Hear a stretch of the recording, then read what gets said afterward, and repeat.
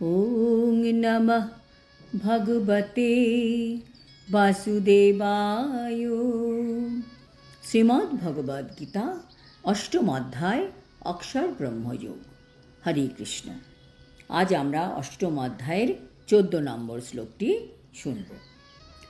অনন্যচেতা সততং ইয়ো মাং স্মরতি নিত্যশঃ তস্যাহং সুলভঃ পার্থ নিত্যযুক্তস্য যোগিনঃ।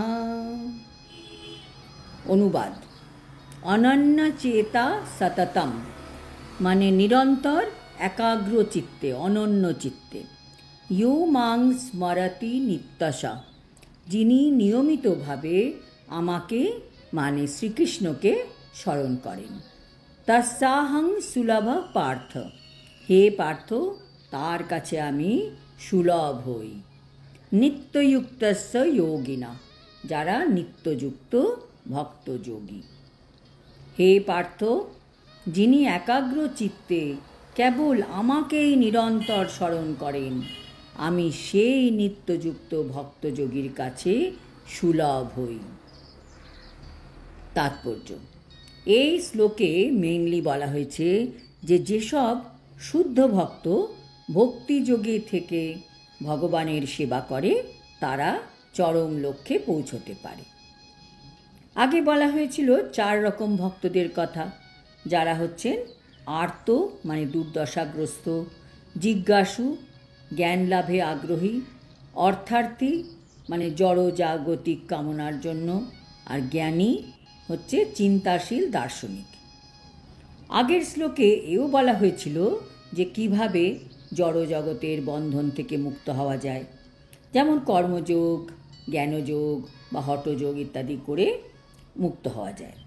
এই সব পদ্ধতিতে কিছুটা ভক্তিভাব মিশ্রিত আছে, কিন্তু এই শ্লোক 14তে বিশুদ্ধ ভক্তিযোগের বর্ণনা করা হয়েছে, যার মধ্যে কিছু মিশ্র ভাব নেই। অনন্যচেতা মানে হচ্ছে সেই ভক্ত যিনি ভগবান শ্রীকৃষ্ণকে ছাড়া আর কিছুই চান না।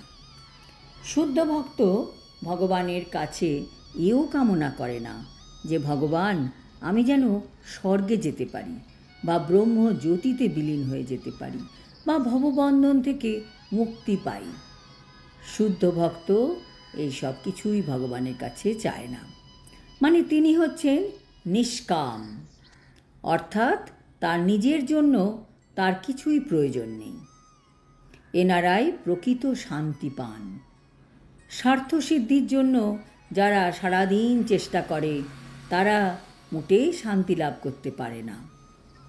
আর যারা জ্ঞানযোগী বা কর্মযোগী বা হঠযোগী, তাদের প্রত্যেকের নিজ নিজ বাসনা থাকে। শুদ্ধ ভক্ত শুধু চান ভগবানকে কিভাবে খুশি রাখা যাবে। তাই ভগবান বলেছেন যে তিনি তার অনন্য ভক্তের কাছে ধরা দেন।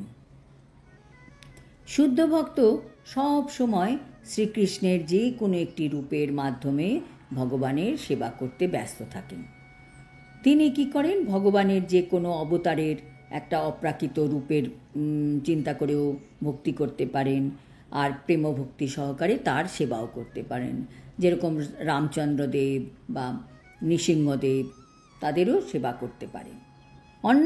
অন্যান্য যোগ পদ্ধতির মতো ভক্তিযোগে বিশেষ প্রতিবন্ধকতা ফেস করতে হয় না শুদ্ধ ভক্তকে, কারণ ভক্তিযোগ হচ্ছে খুবই সরল, শুদ্ধ এবং সহজসাধ্য। শুধু হরে কৃষ্ণ মহামন্ত্র কীর্তন করার মাধ্যমে যে কেউ এই যোগ সাধনা শুরু করতে পারে।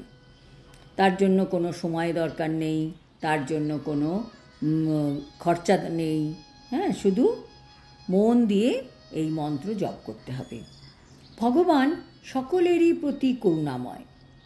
যে ভক্ত অনন্য চিত্তে ভগবানের সেবায় যুক্ত থাকে, ভগবান তার প্রতি বিশেষভাবে অনুরক্ত থাকেন। ভগবান তাদের নানাভাবে সাহায্যও করেন। কঠোপনিষদে বলা হয়েছে, যিনি ভগবানে সম্পূর্ণ আত্মসমর্পণ করে ভক্তিযোগে তার সেবা করেন, তিনিই ভগবানকে সঠিকভাবে জানতেও পারেন। ভগবদ্ গীতাতেও বলা হয়েছে দাদামি বুদ্ধি যোগং তাম, এই ধরনের ভক্তকে ভগবান পর্যাপ্ত বুদ্ধি দান করেন। শুদ্ধ ভক্ত যে কোনো স্থানে যে কোনো সময়ে ভগবানকে মনে রাখতে পারেন। কোনো বাধাই তার কাছে আসতে পারে না। যে কোনো জায়গায় যে কোনো সময়ে তিনি ভগবানের সেবাও করতে পারেন।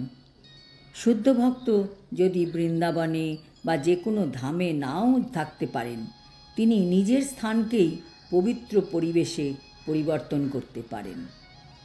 সততম ও নিত্যশ কথা দুটির মানে হচ্ছে সদা সর্বদা, নিয়মিতভাবে মানে প্রতিদিন।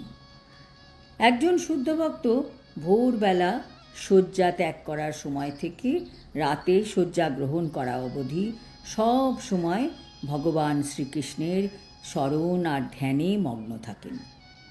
তাই তো ভগবান তার কাছে আসেন। ভগবদ্ গীতায় ভক্তিযোগকে শ্রেষ্ঠ যোগ বলা হয়েছে। এই ভক্তিযোগীরা 5 প্রকারে ভগবানের সেবা করে: শান্ত ভক্ত, দাস্য ভক্ত, সখ্য ভক্ত, বাৎসল্য ভক্ত, মাধুর্য ভক্ত। যে কোনো একটিকে অবলম্বন করে শুদ্ধ ভক্ত সব সময় পরমেশ্বর ভগবানকে সেবা করতে পারে। হরে কৃষ্ণ কৃষ্ণ কৃষ্ণ হরে হরে, হরে রাম রাম রাম হরে হরে। এই মহামন্ত্র কীর্তন করার কৃষ্ণ ভাবনাময় পদ্ধতিটি ভগবান শ্রীকৃষ্ণের এক মহান আশীর্বাদ। আজ এই পর্যন্ত। আগামী শ্লোকে ভগবান বলবেন কিভাবে মহাত্মা যোগীরা ভগবানকে লাভ করতে পারে, আর এই দুঃখালয়ে আর তাদের জন্মগ্রহণ করতে হয় না। হরি ওম তৎসৎ। হরে কৃষ্ণ।